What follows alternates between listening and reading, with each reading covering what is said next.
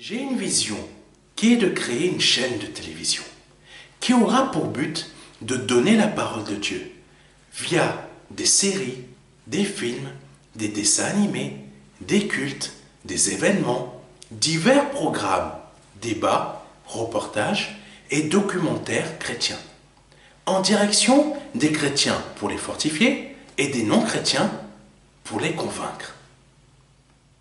Pour effectuer ce projet, nous avons besoin de votre don afin de le concrétiser. Si vous souhaitez devenir donateur, je vous invite à effectuer un don sur notre site ou à nous contacter à contact@ministère-de-la-réconciliation.fr.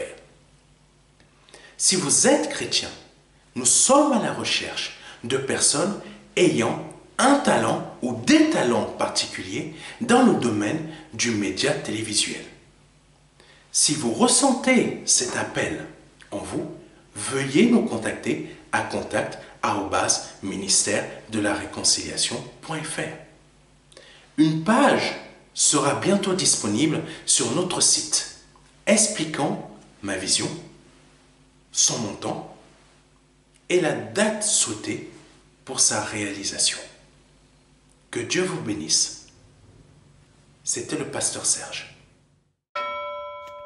Merci Seigneur pour cet enseignement que tu nous donnes aujourd'hui. Nous bénissons ton Saint-Nom. Je te demande, Papa, par le nom de Jésus-Christ, de parler au travers de moi, d'apporter ton enseignement, d'apporter, Seigneur, ce que tu as à dire au travers de moi, à ton peuple et aux personnes qui vont écouter cet enseignement par le nom de Jésus-Christ de Nazareth. Amen. Alléluia. Quand j'étais enfant, au Cameroun, ma mère et moi, nous allions dans une assemblée. Dans une église de maison, en fait. Ici en France, ça s'appelle église de maison. Mais c'était une grande assemblée de maison, une grande église de maison, où le pasteur prêchait. Il nous prêchait l'évangile de Christ et le fait d'être pur. Ça m'a tellement marqué, son enseignement, ça m'a tellement marqué, j'écoutais ça avec attention. C'était vraiment des enseignements comme je n'ai jamais entendu ici en France. Ici en France, il faut faire des écoles bibliques, il faut faire tout ce genre de choses pour pouvoir devenir serviteur de Dieu. Mais ce qui m'avait épaté avec cet homme de Dieu, ce qu'il n'avait pas forcément... Je ne sais pas s'il avait fait des écoles bibliques ou pas. Je n'en sais rien. Mais son enseignement m'a tellement marqué. C'était tellement impressionnant et rempli de puissance. Je n'ai jamais entendu un tel enseignement ici en France. C'était des choses directes, des choses pures, pour nous emmener à changer véritablement, radicalement dans notre façon de voir les choses. Ça m'a tellement touché au plus profond de moi que quand je l'ai vu servir Dieu lors d'un séminaire, il y avait des choses que Dieu faisait au travers de lui. Ça m'a tellement touché, ça m'a tellement marqué. C'est là où le Seigneur a mis à mon cœur de servir Dieu. Aucun homme ici en France m'a marqué autant que cet homme-là. C'était vraiment un évangile, l'évangile pur. Amen. L'évangile pur, sans autre chose qu'on peut ajouter à côté. Par cet homme de Dieu, l'Esprit Saint faisait beaucoup de miracles. De mes yeux, j'ai vu des personnes en chaise roulante marcher. Amen. J'ai vu une personne en chaise roulante marcher. Je me souviens que les gens avaient levé la chaise roulante. C'était impressionnant. Parce qu'il y avait vraiment la puissance de Dieu au travers de cet homme de Dieu. Mais il était d'une simplicité. On pouvait l'aborder et parler avec lui. Et je me souviens, nous étions allés à sa maison. Et pardonnez-moi, et nous avions parlé, mais il était d'une simplicité. Mais l'onction du Saint-Esprit qu'il y avait dans cet homme-là, par qui j'ai reçu l'appel pour servir le Seigneur Jésus-Christ, et par qui le Seigneur nous a emmenés à se donner à lui. Amen. C'était vraiment marquant. Mais ce que je souhaite vous faire comprendre au travers de ce témoignage personnel, c'est que la parole de Dieu ne se falsifie pas. La parole de Dieu ne doit pas être enrobée. Et quand on agit ainsi, Dieu agit puissamment au travers de nous. En France, qu'est-ce que je constate? C'est tout le contraire. La parole de Dieu est falsifiée. Pas dans toutes les assemblées, mais la majorité, elle est falsifiée. Amen. C'est pourquoi nous, dans notre cœur, nous ne devons pas avoir de paroles, des enseignements falsifiés. Je sais que mes enseignements, beaucoup ne peuvent pas les entendre et les supporter parce que l'enseignement que l'Esprit Saint me donne au travers de moi n'est pas falsifié. C'est direct, c'est vrai. Ça ne souffre d'aucun malentendu. Si tu pêches, tu pêches. Si tu agis selon la volonté de Dieu, tu agis selon la volonté de Dieu. C'est ça l'évangile. Il n'y a pas un côté blanc, il n'y a pas un côté gris dans l'évangile de Christ. Il n'y a que, c'est soit blanc, soit noir. Il n'y a pas de milieu. Amen. Donc, en France, je constate plutôt qu'il n'y a pas ce type d'évangile-là. Il y a un autre type d'évangile. Au lieu de s'affectionner des choses d'en haut, nous nous affectionnons aux choses d'en bas. Et c'est ce que beaucoup de chrétiens recherchent, s'affectionner aux choses d'en bas. Les gens ne veulent plus venir à l'église pour être délivrés, mais ils veulent être guéris par Jésus-Christ par téléphone ou en live sur Facebook et autres. Puis ils s'étonnent de ne rien recevoir. Amen. Beaucoup s'étonnent de ne rien recevoir, mais les miracles se produisent en présentiel. Cet homme de Dieu, les miracles se produisaient quand les personnes étaient présentes. Les personnes n'appelaient pas au bout du téléphone « Pasteur, priez pour moi ». Les personnes se déplaçaient lors des séminaires. Les personnes se déplaçaient lors des assemblées, dans sa maison. Les gens n'appelaient pas pour dire « Pasteur, prie pour moi ». Non, tu vas être guéri, viens là.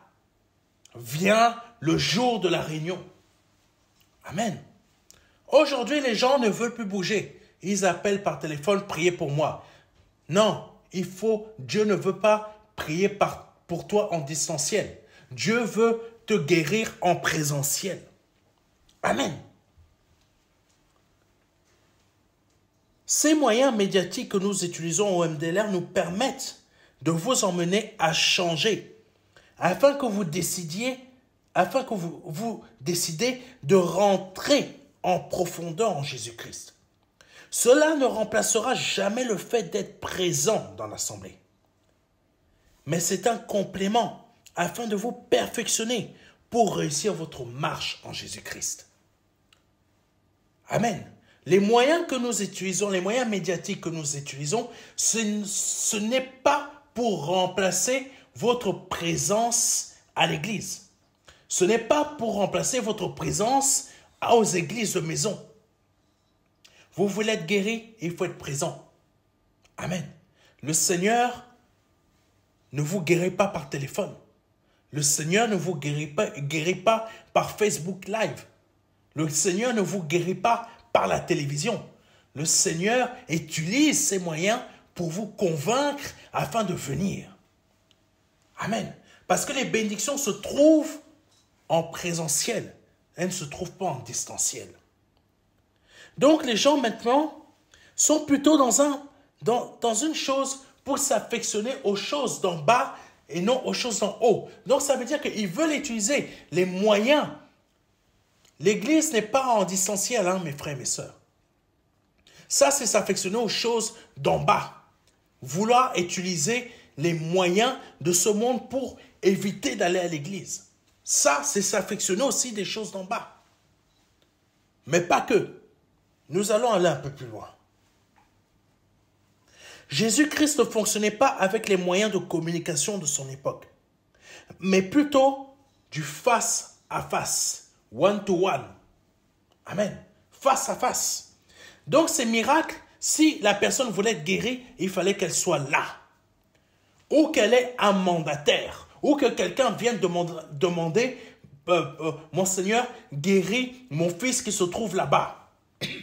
Mais la personne n'envoyait pas de message. Une lettre écrite, viens s'il te plaît, Seigneur, pour guérir, plutôt de là où tu es, guéris telle personne.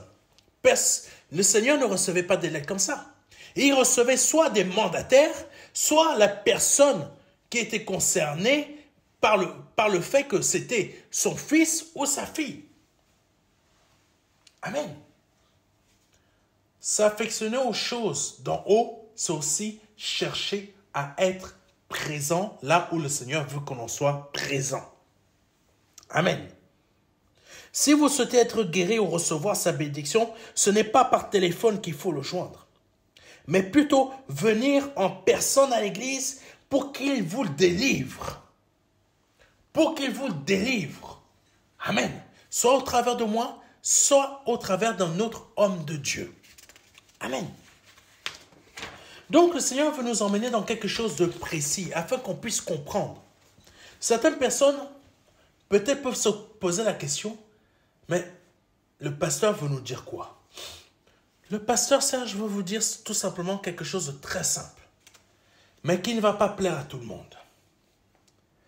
Les délivrances que le Seigneur faisait se passaient directement dans l'assemblée ou les séminaires que cet homme de Dieu dont je vous ai parlé organisait. Cela veut dire, comme je vous l'ai dit, il faut être présent.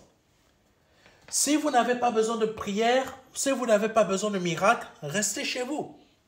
Amen. Mais quand on a besoin, parce qu'on a forcément besoin d'une bénédiction de Dieu. Amen. Il y a certaines personnes qui ne peuvent pas se déplacer parce que tout simplement, elles sont dans l'incapacité physique de se déplacer. Mais quand on a la capacité physique de nous déplacer, là, c'est à nous de nous déplacer. Amen. Il y a des personnes qui m'appellent, qui sont dans la capacité de se déplacer, mais qui ne font pas d'efforts. Amen. Ça, c'est s'affectionner aussi aux choses d'en bas. Ça veut dire quoi? Manque d'efforts, manque de volonté. Amen. Prenons le verset suivant. Colossiens chapitre 3, verset 2. Affectionnez-vous aux choses d'en bas et non à celles qui sont sur la terre. On s'affectionne aux choses qui sont sur la terre. La nouvelle mode aujourd'hui, c'est, pardonnez-moi, la visioconférence. Pardonnez-moi. Mais si vous voulez être guéri, vous n'êtes pas guéri en visioconférence. Si vous voulez être guéri, vous êtes en présentiel. Amen. Si vous voulez recevoir, si vous avez besoin d'une bénédiction, ce n'est pas en visioconférence, c'est en présentiel. Amen.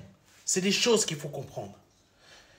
Dieu nous a appelés à nous affectionner aux choses d'en haut et non aux choses d'en bas. Visioconférence, c'est pour le travail. Visioconférence, c'est pas pour les affaires de Dieu. Amen. Le diable s'est donné envie aux gens afin qu'ils recherchent ce qui est nouveau ou à la mode. Il n'y a rien de mal à s'acheter ou à acheter le dernier téléphone ou vêtements ou la nouvelle façon ou plutôt le nouvel appareil à la mode. Il n'y a rien de mal. Amen.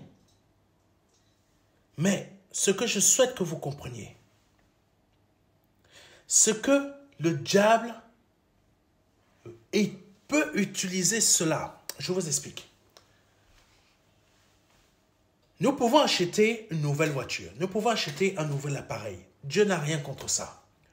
Dieu, là où cela va le déranger, là où il ne va pas aimer, c'est que ces choses-là, si ça prend le dessus dans notre cœur, c'est là que ce n'est pas bon.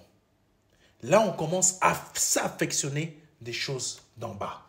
On commence à s'affectionner des choses de la terre. Amen. Il n'y a rien de mauvais à créer une société. Il n'y a rien de mauvais à essayer de trouver des solutions pour s'en sortir. Mais si toutes ces choses qui sont sur cette terre commencent à prendre la place de notre Dieu, dans notre cœur, c'est là où, en réalité, nous nous affectionnons des choses qui sont sur la terre. Amen. Oh,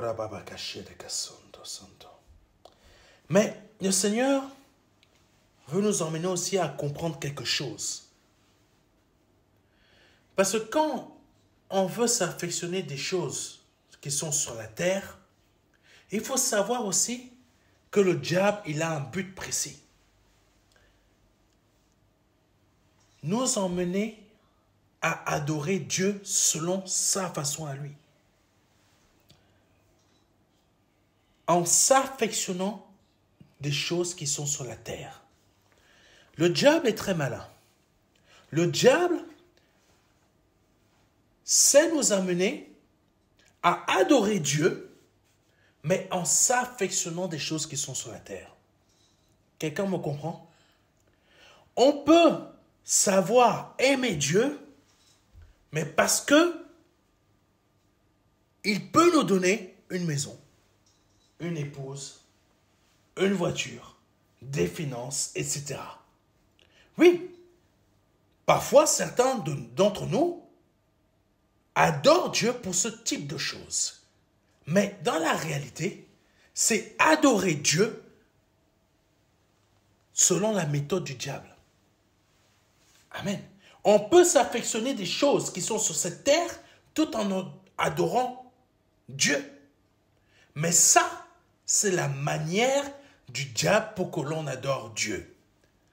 Ça va choquer beaucoup de personnes, ce que je suis en train de dire. Mais c'est une réalité. Le véritable évangile nous emmène à comprendre pour pouvoir avancer. Oui, le diable n'est pas contre le fait que nous adorons Dieu. Oui, mes frères et mes sœurs, il faut le comprendre. Le diable n'est pas contre le fait que nous adorons Dieu. Hein? Oui, beaucoup pensent que le diable est contre le fait que l'on adore Dieu. Il préfère que l'on adore le monde. Mais il faut savoir que le diable n'est pas contre le fait que l'on adore Dieu. Vous allez comprendre la suite. Mais il est plutôt... Quand le diable, c'est un serpent, vous allez comprendre. Le diable est un véritable serpent. Beaucoup se disent que le diable ne veut pas que l'on adore Dieu, mais il se trompe. Le diable n'est pas contre le fait que l'on adore Dieu. Le diable est pour. Et il peut même nous encourager à adorer Dieu. Ça choque beaucoup de gens. Ils vont se dire, mais qu'est-ce que ce pasteur est en train de raconter? Qu'est-ce que ce pasteur est en train de raconter? Je ne vous raconte pas de bêtises, c'est une réalité. Le diable est pour que l'on adore Dieu, mais à sa manière. Et c'est pourquoi beaucoup de chrétiens adorent Dieu à la manière du diable. C'est-à-dire qu'ils adorent Dieu, mais ils s'affectionnent aussi aux choses de la terre. Amen. Ils adorent Dieu, mais ils s'affectionnent aussi aux choses de la terre. Tu adores plus ta maison que Dieu. Tu as plus dans ton cœur des ambitions personnelles sur cette terre que des ambitions de Dieu. Pour que ces affaires dans ce monde puissent avancer. Tu adores Dieu, mais tu t'affectionnes aux choses de la terre. C'est ce que le diable veut que tu fasses. C'est ce que le diable veut que beaucoup d'entre nous fassions. Ça ne le dérange pas comme ça. On ne peut pas le déranger en agissant ainsi. Là, il va nous encourager, adore Dieu de cette manière. Ça, c'est très bien. Ça, c'est très bien. Continue à vouloir rechercher des choses pour évoluer matériellement, financièrement, professionnellement. Essaye de monter, de grandir là-dedans. Que ça prenne le maximum de place dans ton cœur. Ça, c'est ce que le diable veut. Il est heureux. Tu adores Dieu à sa manière à lui. Là, il ne peut pas te déranger. Il est plutôt heureux que tu adores Dieu comme ça. Je sais que ça va déranger beaucoup de personnes. Mais ce que je suis en train de vous dire n'est pas une invention personnelle. Amen. Si je vous en parle, c'est parce que dans la parole de Dieu, nous voyons bien un esprit du diable encourager les personnes à écouter l'apôtre Paul pour être sauvés. Oui, c'est un esprit maléfique qui parle au travers de cette personne pour encourager les personnes qui écoutent l'apôtre Paul à se donner à Jésus. Mais là, vous êtes en train de vous poser la question, mais qu'est-ce que le pasteur il est en train de nous troubler là? Je ne suis pas en train de vous troubler, je vous dis la vérité. Prenons Actes chapitre 16, versets 16 à 18. Comme nous allions au lieu de prière, une servante qui avait un esprit de python, l'esprit de python, il est dangereux, et qui, en devinant, procurait un grand profit à ses maîtres, vint au-devant de nous. Donc, elle vint au-devant de l'apôtre Paul et de l'autre serviteur qui était avec lui. Verset 17. Et se mit à nous suivre, Paul et nous. Elle criait, ces hommes sont les serviteurs du Dieu très haut. Ça, c'est la femme qui est remplie d'un esprit mauvais, l'esprit du python. Ces hommes sont les serviteurs du Dieu très haut. Et ils vous annoncent la voie du salut. C'est incroyable. C'est un esprit maléfique qui est en train de dire à toutes les personnes qui sont autour de l'apôtre Paul et de ses compagnons que les gens doivent suivre Paul parce qu'il leur montre la voie du salut. Quel esprit c'est ça? Waouh! Et on n'a pas fini. Verset 18. Elle fit cela pendant plusieurs jours. Paul, fatigué, se retourna et dit à l'esprit, je t'ordonne au nom de Jésus-Christ de sortir d'elle. Et il sortit à l'heure même.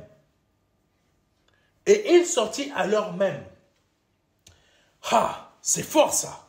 Cette femme donnait un bon message. Mais qui l'a inspiré? Elle donnait un bon message, cette personne. Elle parlait du salut que Paul et ses compagnons emmenaient, plutôt donner un message pour que les gens se donnent au Seigneur Jésus-Christ, aillent au salut. Mais quel était cet esprit qui était en train de l'inspirer? Amen. Cet esprit, c'était quoi? Posez-vous la question. Ce n'était pas l'esprit de Dieu, mais un esprit du diable qui est l'esprit de Python. Il y a beaucoup qui... Pose-toi la question aujourd'hui. Qu'est-ce qui t'inspire dans ton cœur pour que tu cherches à faire des sociétés, pour que tu t'investisses dans des maisons et que tu es à l'église, que ça doit prendre plus de... que ces choses matérielles doivent prendre plus dessus sur ta foi et le fait que tu dois plus t'investir sur les affaires de Dieu. Quel est cet esprit qui t'inspire et qui peut te faire croire que tu es dans la volonté de Dieu malgré le fait que tu es en train de t'affectionner aux choses de la terre? Pose-toi la question. Est-ce que c'est l'esprit de Dieu? Mais je préfère te dire, mon frère, ma sœur, ce n'est pas l'esprit de Dieu qui est en train de t'inspirer. C'est l'esprit du python. Parce que cet esprit de Python qui était en train d'inspirer cette femme, en train de dire, le salut, suivez Paul, suivez Pierre, c'est le même esprit qui inspire beaucoup de nos frères et sœurs dans ce monde, qui croient qu'ils sont dans la volonté de Dieu, mais dans les faits, ils sont complètement à côté de la plaque. Pardonnez-moi de vous dire les choses telles qu'elles sont, mais c'est la réalité. Amen. Oui, comme je l'ai dit, le diable n'est pas contre que nous adorions et suivions Dieu, mais plutôt, il veut que nous le fassions à sa manière. Amen.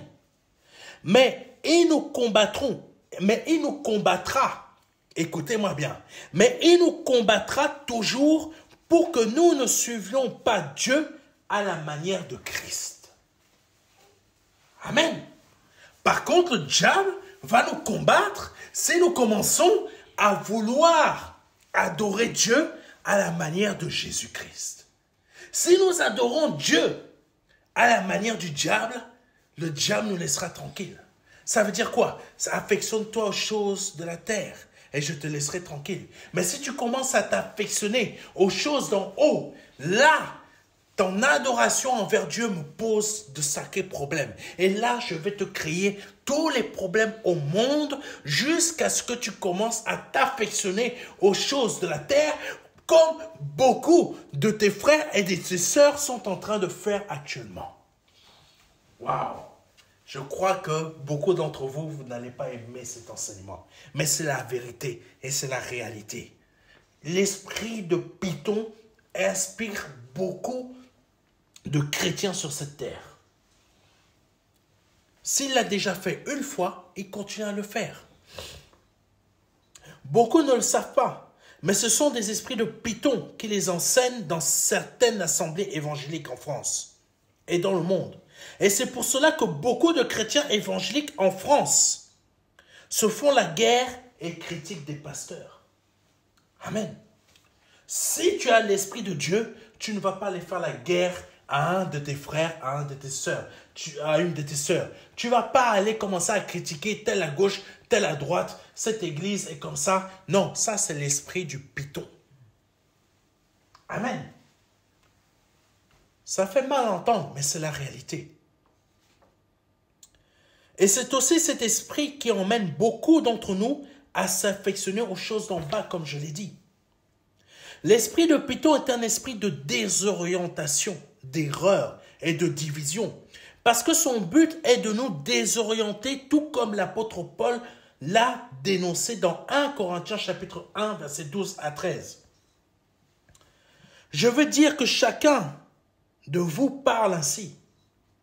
Moi, je suis de Paul, et moi d'Apollos, et moi de Céphas, et moi de Christ. Verset 13. Christ est-il divisé? Paul a-t-il été crucifié pour vous? Ou est-ce au nom de Paul que vous avez été baptisés?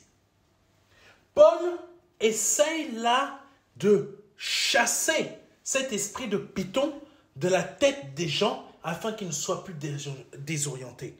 Mais malheureusement, c'est ce qui se passe dans ce pays qu'est la France, dans nos assemblées. Beaucoup de personnes sont dans la désorientation, sont dans l'erreur, sont dans la division, parce que tout simplement, ce n'est pas l'esprit de Dieu. Ils n'adorent pas Dieu comme Dieu le voudrait, mais ils adorent Dieu comme le diable veut qu'ils l'adorent, parce que tout simplement, il leur a envoyé un esprit de désorientation qui s'appelle l'esprit de Python.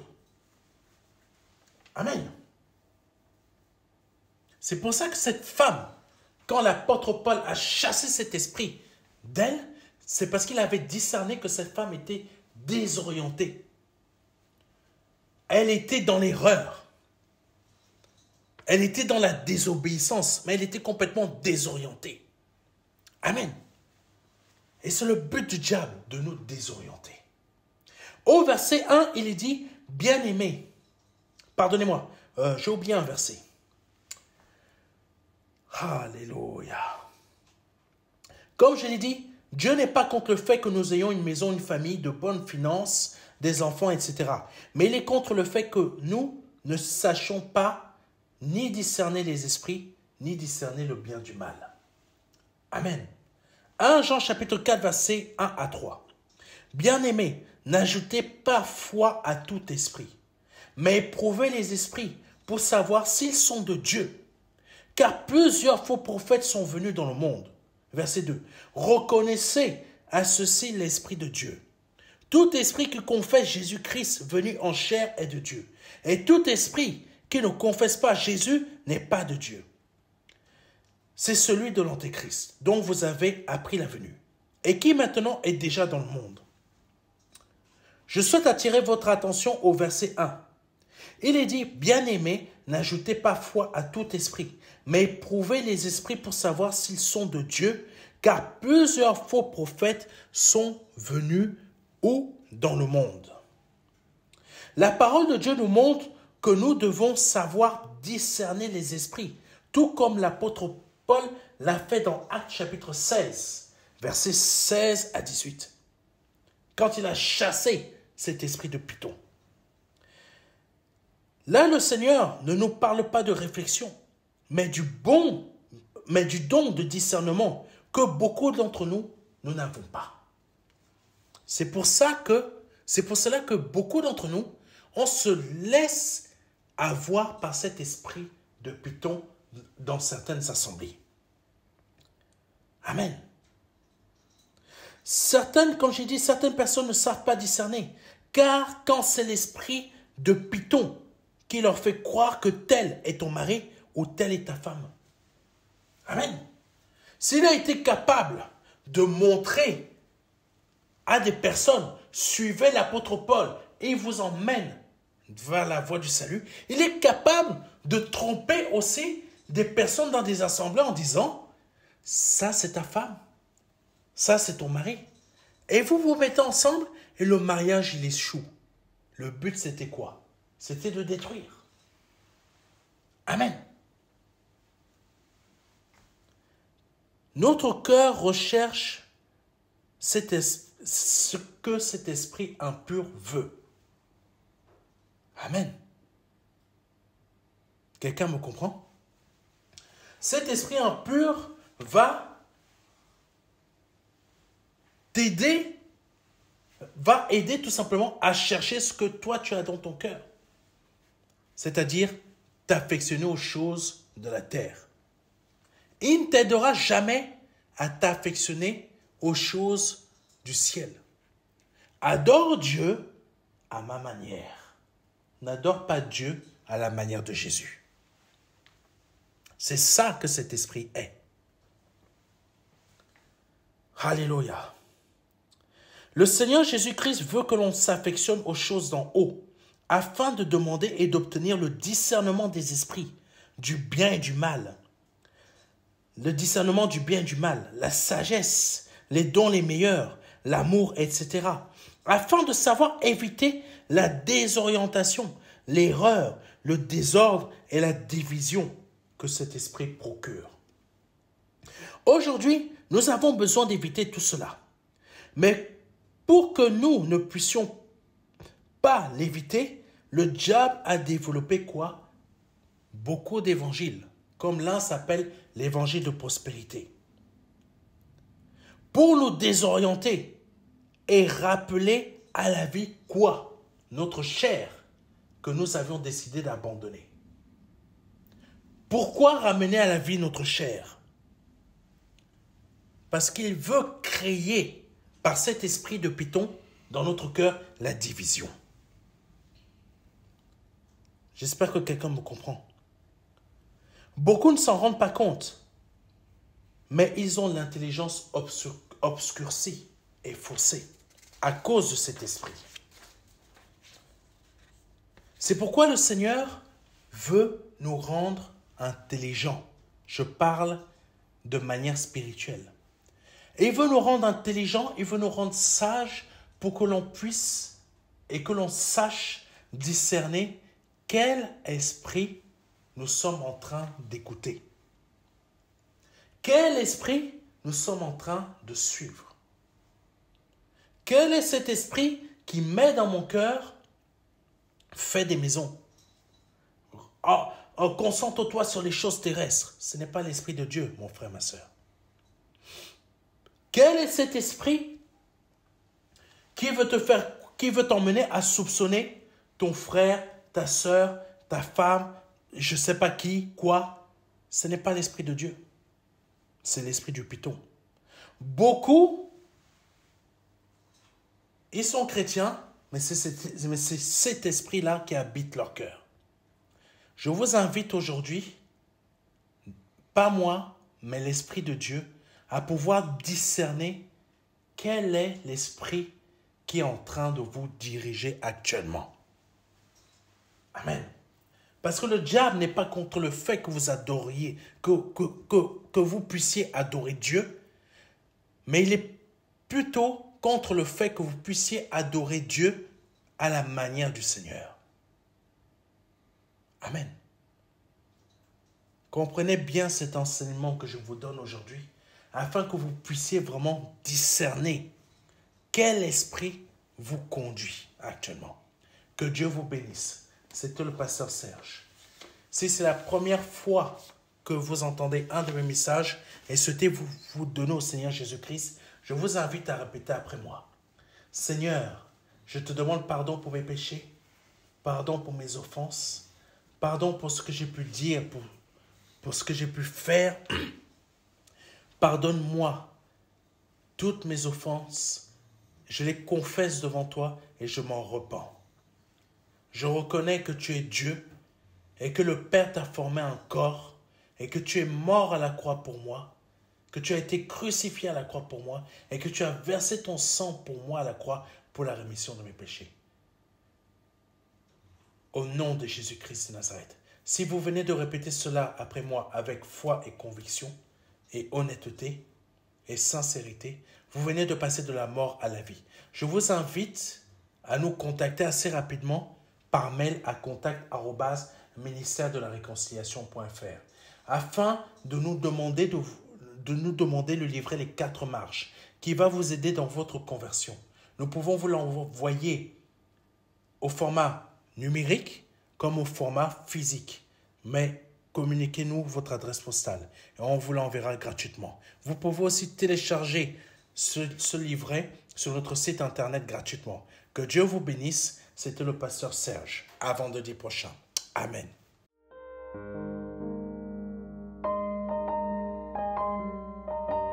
Jean 3, verset 16. Dieu a tant aimé le monde qu'il a donné son Fils unique Fils, afin que quiconque croit ait la vie éternelle. C'est un don, c'est une promesse que Dieu vous fait. C'est une grâce que Dieu est en train de vous faire. Parce que nous sommes sous la période de la grâce. C'est un très grand cadeau.